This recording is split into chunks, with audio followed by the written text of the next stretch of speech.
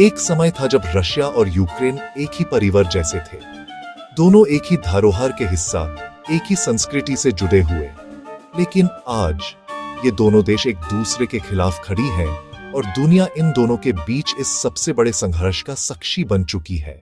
ये कहानी सिर्फ दो देशों की नहीं है, ये कहानी है ताकत, राजनीति और इतिहास के ऐसे खेल की जिसमें हर मूव ने दुनिया का संतुलन हिला दिया। चलिए थोड़ा पीछे चलते हैं। 1909 पर जब सोवियत यूनियन टूट गया था, उस वक्त यूक्रेन ने आजादी पाई। यूक्रेन के पास था न्यूक्लियर पावर, खजाने भर तेल और गैस और सबसे खास स्ट्रेटेजिक लोकेशन यूरोप और रशिया के बीच। रशिया को लगा यूक्रेन उसके प्रभाव से दौड़ जा रहा है और यहीं से शुरू हुआ टेंशन का सिलसिला। 2014 में रशिया ने क्रीमिया को अपने कब्जे में ले लिया।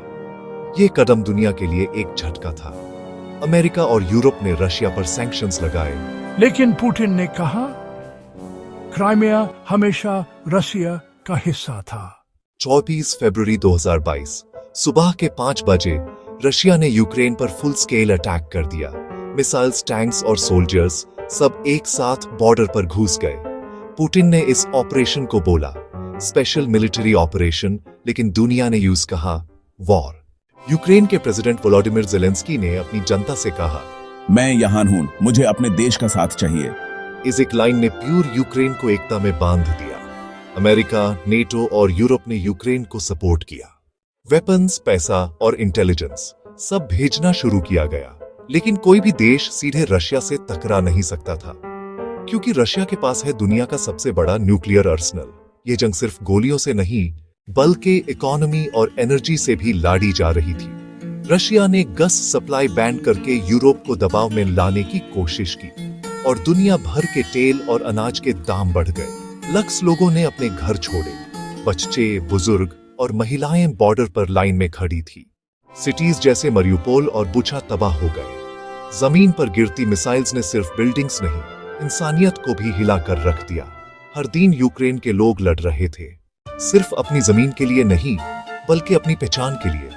2025 तक भी यह जंग पूरी तरह खत्म नहीं हुई। रशिया ने कुछ एरियाज पर कब्जा जमा लिया, लेकिन यूक्रेन अब भी लड़ रहा है।